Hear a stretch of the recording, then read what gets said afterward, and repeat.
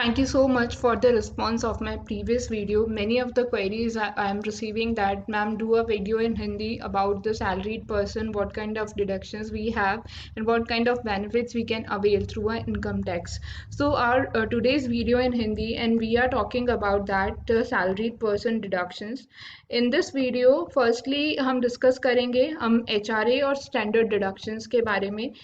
HRA under section 13A के under 10 subsection 13A के under calculate किया जाता है.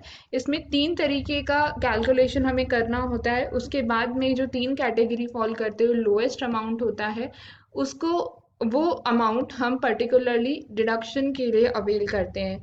कैलकुलेशन कैसे होती है हम इसे एक एग्जाम्पल के थ्रू समझ सकते हैं. मान लीजिए आपकी salary 1 lakh rupees per month है और बेसिक सैलरी 50,000 है.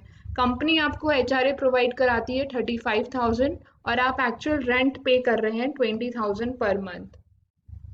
ओके, तो फर्स्ट कैटेगरी क्या है? HRA from salary slip that is 35,000.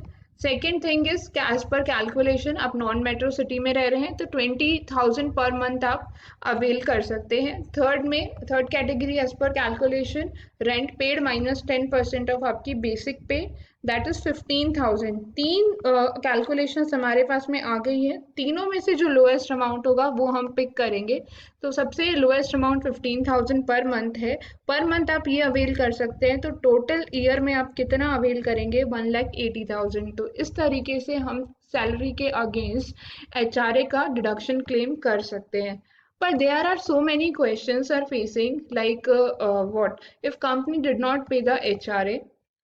Second question is if you are living with your parents, आप अपने पेरेंट्स के साथ रह रहे हैं तो क्या आप HRA क्लेम कर सकते हैं. थर्ड क्वेश्चन इज दैट आप अपने रेंटेड हाउस में भी रह रहे हैं if you own another house और आप EMI पे कर रहे हैं उस पर. तो आइए डिस्कस करते हैं वन बाय वन.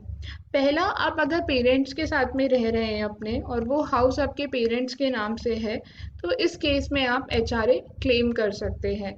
लेकिन जो रेंट आप पे कर रहे हैं वो एज अ इनकम आपके पेरेंट्स के ITR में शो होगा. इसमें बेनिफिट इस तरीके से है अगर आपके पेरेंट्स सीनियर सिटीजन या सुपर सीनियर सिटीजन की एग्जेम्पशन लिमिट में क्लेम कर रहे हैं तो उन पे भी टैक्स नहीं लगेगा और आपको भी टैक्स बेनिफिट क्लेम हो जाएगा. सेकंड जो डिस्कस करने वाले हैं, अगर मान लीजिए आप एक रेंटेड हाउस में रह रहे हैं और आपके पास खुद का हाउस भी है और उस पर EMI पे कर रहे हैं तो आप हाउसिंग लोन के प्रिंसिपल और इंटरेस्ट अमाउंट के साथ साथ HRA भी क्लेम कर सकते हैं. It is a beauty of this section that you can claim interest benefit under section 24, 80EE, 80EEA and principal amount under section 80C. Okay, third condition क्या है अगर कंपनी हमें HRA प्रोवाइड नहीं करवा रही तो इस केस में हम किस तरीके से हमारा खर्चा क्लेम करेंगे जो रेंट हम एक्चुअल पे कर रहे हैं. तीन कंडीशंस इसमें गवर्नमेंट ने लागू कर रखी है. फर्स्ट कंडीशन, आप जिस हाउस पे रह रहे हैं या हाउस में रह रहे हैं आपका, आपके स्पाउस का और आपके माइनर चिल्ड्रन और HUF आप उसके पार्ट नहीं होने चाहिए, ना ही कोई बिजनेस रन होना चाहिए वहाँ पे. दूसरी, अगर आपके पास में हाउस प्रॉपर्टी है और आप वहाँ से इनकम गेन कर रहे हैं तो आप इस सेक्शन में एलिजिबल नहीं होंगे, कंपनी से आपको HRA नहीं मिल रहा है. और fourth condition is that person should be salaried और सेल्फ एम्प्लॉयड. क्या और कौन से सेक्शन के अकॉर्डिंग हम क्लेम कर सकते हैं इसका खर्चा, रेंट का खर्चा? तीन कैटेगरी में हम कैलकुलेशन करेंगे. तीनों कैटेगरी में से जो अमाउंट लीस्ट होगा वो डिडक्शन के लिए अवेलेबल होगा. फर्स्ट कैटेगरी है 5,000 पर मंथ. लमसम अमाउंट दिया है कि 60,000 पर एनम के हिसाब से आप क्लेम कर सकते हैं. 25% of total income. Third is actual rent minus 10% of total income. Total income कैसे कैलकुलेट होगी? After the deduction of under section 80 and this income does not include long term capital gain and short term capital gain as per. Submit करना होगा आपको form 10B आपकी rent receipt के साथ में अगर आप डिडक्शन क्लेम करना चाहते हैं. सेकेंड जो मोस्ट इम्पॉर्टेंट डिडक्शन है वो 50,000 रुपीज़ की है.